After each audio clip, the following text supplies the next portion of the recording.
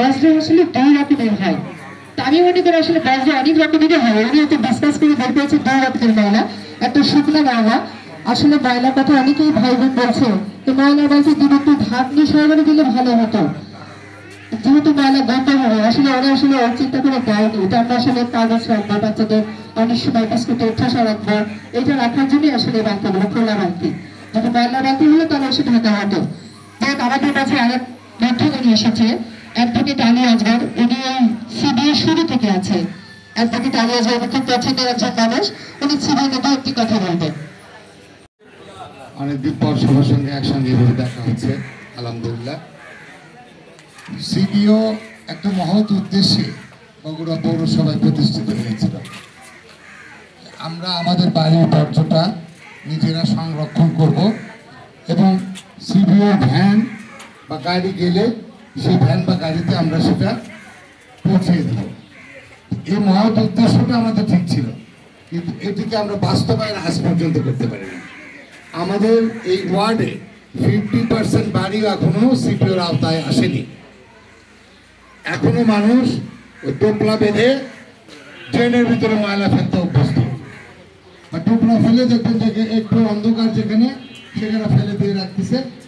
এই যে একটা টেন্ডেন্সি আমাদের ভিতরে আছে, তার ভিতর থেকে এই ওয়ার্ডে পরিচ্ছন্ন মানুষ আপনারা যারা এখানে এসছেন এই ওয়ার্ডে আসবেন, কারণ আপনারা সিপিওর গাড়িতে এখন মাল দেন।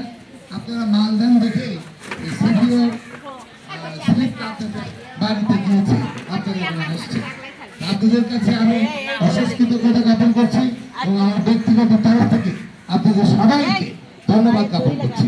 আল্লাহ পাক আপনাদেরকে সুস্থ রাখুন এবং আপনাদের মাধ্যমে আমাদের আরো যারা প্রতিবেশী আজও সিপিওর অন্তর্ভুক্ত হয়নি তাদেরকে আল্লাহ পাক অন্তর্ভুক্ত করে দিন।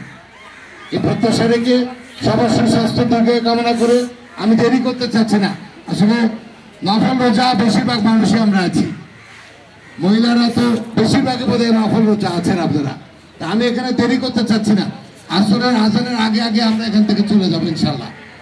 আমাদের ভিতরে অনেক মুরব্বী আছেন, তো সবার জন্য আপনারা দোয়া করবেন, আমরা আপনাদের জন্য দোয়া করি।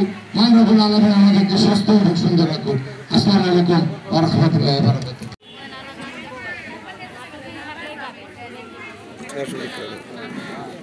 সবাই পাবেন, সবাই একসাথে ঠিক লাগে না জি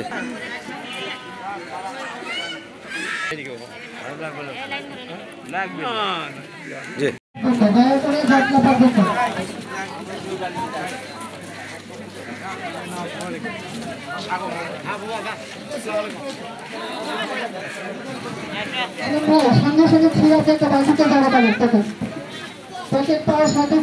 আমরা বগুড়া পৌরসভার 2 নম্বর বগুড়া পৌরসভার কঠিন বজ্র ব্যবস্থাপনা প্রকল্পের আওতায় সচেতনমূলক কর্মসূচি এবং বালতি বিতরণ চলছে।